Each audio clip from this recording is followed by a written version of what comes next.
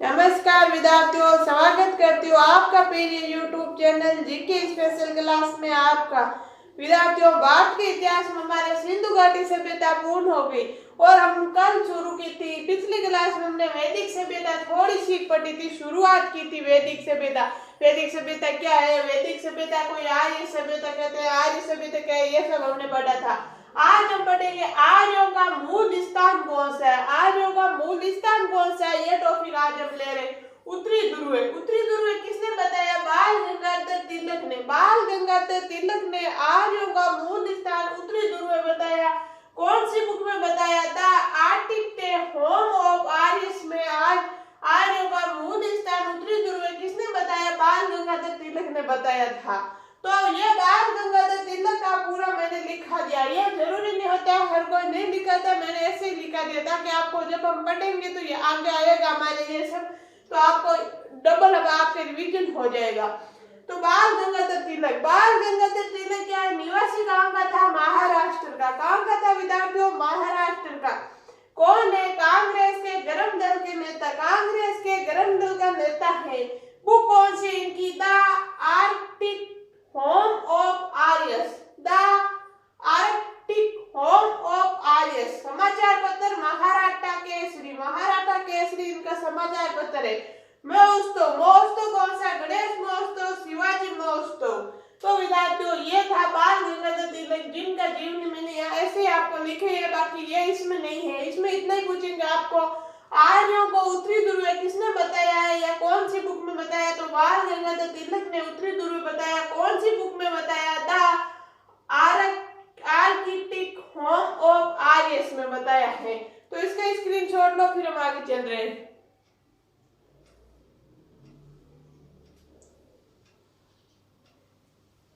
ले लिया होगा आपने, चलो आगे चलते हैं।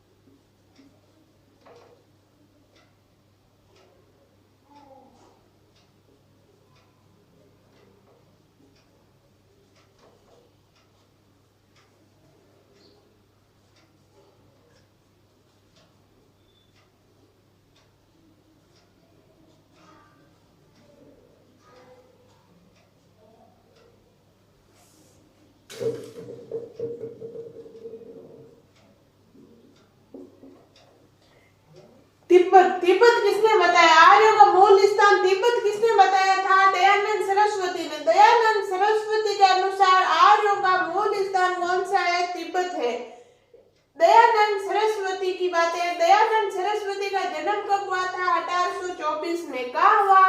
टंकारा गांव मोरबी गुजरात में। टंकारा गांव मोरबी गुजरात में दयानंद सरस्वती जी का जन्म हुआ था।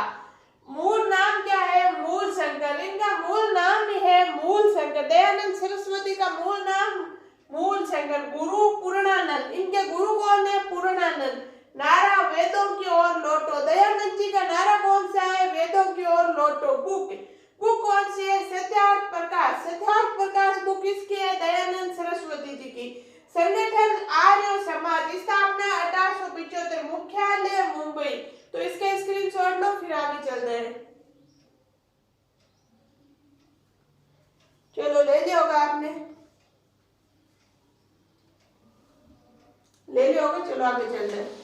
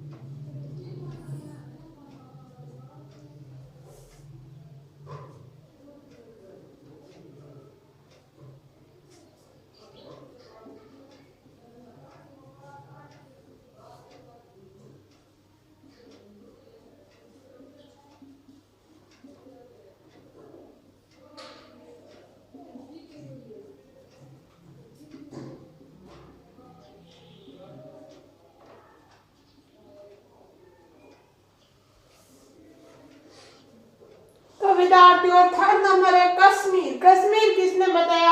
एल.डी. कल्ले। एल.डी. कल्ले ने आर्यों का मूल स्थान कश्मीर बताया था। एल.डी. कल्ले के अनुसार आर्यों का मूल स्थान कश्मीर माना जाता है। राजबली पांडे। राजबली पांडे के अनुसार मध्य प्रदेश। मध्य प्रदेश आर्यों का मूल स्थान किसने बताया? राजबली पांडे ने। सप्त सिंधु क्षेत्र किसने बताया? डॉक्टर संपूर्णानंद व अविनाश चंद्र ने। उन्होंने सप्त सिंधु क्षेत्र माना आर्यों का मूल स्थान। नीचे मैंने एक नोट्स लिखा है विद्यार्थियों। ऋग्वेद में सप्त सिंधु क्षेत्र को देवकृत योनि कहा गया है। देवकृत योनि अर्थात देवताओं द्वारा निर्मित भूमि बताया गया है। यह बात नोट्स के विद्यार्थियों इंपॉर्टेंट है, सुनना।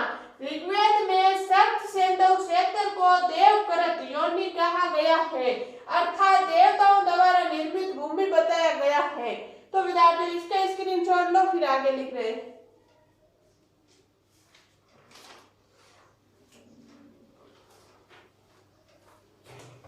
चलो आपने ले लिया होगा, ले लिया स्क्रीनशॉट, आगे चल रहे हैं।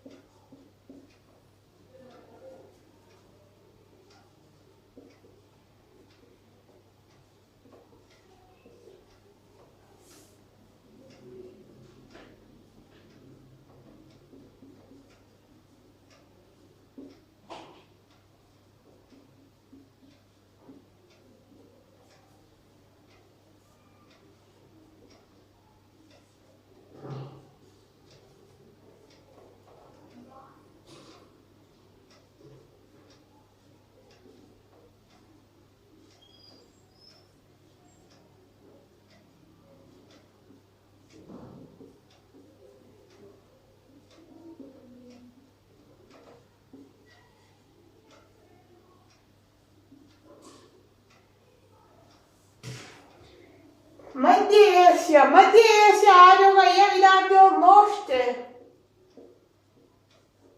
ये मोस्ट है Max Muller. Max Muller, Germany के मैक्स मूलर ने मध्य एशिया आर्यों का मूल स्थान बताया।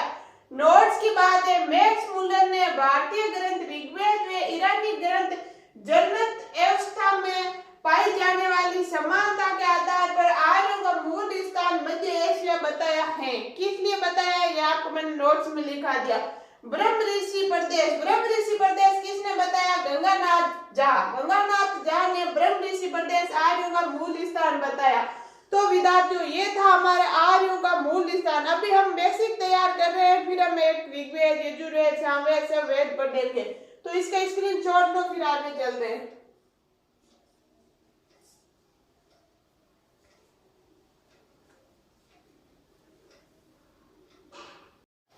तो विद्यार्थियों आगे चलो, आगे देखो वैदिक सभ्यता की जानकारी के स्रोत। अब हम देखेंगे वैदिक सभ्यता की जानकारी के स्रोत, यानी वैदिक सभ्यता की जानकारी के स्रोत कौन कौन से। आज तो आपको मैं सिर्फ इतना ही लिखा रही हूँ, वैदिक सभ्यता की जानकारी के स्रोत कौन कौन से। कल हम इसकी एक सारणी बना के आपको डिटेल्स में समझा के और हम आगे बढ़ जाएंगे, वेद पढ़ना शुरू कर देंगे। तो वैदिक सभ्यता, वैदिक साहित्य, गैर वैदिक साहित्य। के नंबर है वैदिक साहित्य, के है गैर वैदिक साहित्य। वैदिक साहित्य कौन कौन से हैं, वेद, श्रुति साहित्य, अपरुचि एक नंबर। बी है ब्राह्मण ग्रंथ, सी है आरण्य ग्रंथ, डी है उपनिषद वेदांत 108। फिर गैर वैदिक साहित्य कौन कौन से, गैर वैदिक साहित्य कौन कौन से, उपवेद, पुराण, वेदांत। उपवेद, पुराण, वेदांत ये है गैर वैदिक साहित्य। तो विद्यार्थियों ये तो अभी हमने शुरुआत की है, वो क्या है वैदिक साहित्य, खे है गैर वैदिक साहित्य। वैदिक सभ्यता की जानकारी के स्रोत है। फिर कल हम एक सारणी बनाएंगे और मैं उसमें आपको पूरा डिटेल से लिखा दूंगी। फिर हम वेद पढ़ना शुरू कर देंगे और आपको अच्छे से समझ आएगा, मैं अच्छे से समझाऊंगी धीरे धीरे। तो इसका स्क्रीनशॉट लो, फिर हम आज की क्लास यही एंड कर रहे हैं। तो विद्यार्थियों ये था हमारे वैदिक सभ्यता, आर्य सभ्यता, जिनने हमें आज शुरू किया है पढ़ना धीरे धीरे करके। जैसे हमने सब वो सभ्यता कालीबंगा वगैरह सभ्यता पढ़ी है, वैसे ही हम वैदिक सभ्यता पढ़ लेंगे।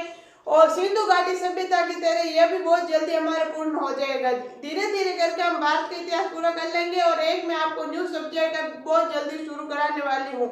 अगर आपको मेरी क्लास अच्छी लगती है तो उसको लाइक करना, शेयर करना, सब्सक्राइब करना बिल्कुल नहीं भूलना। धन्यवाद।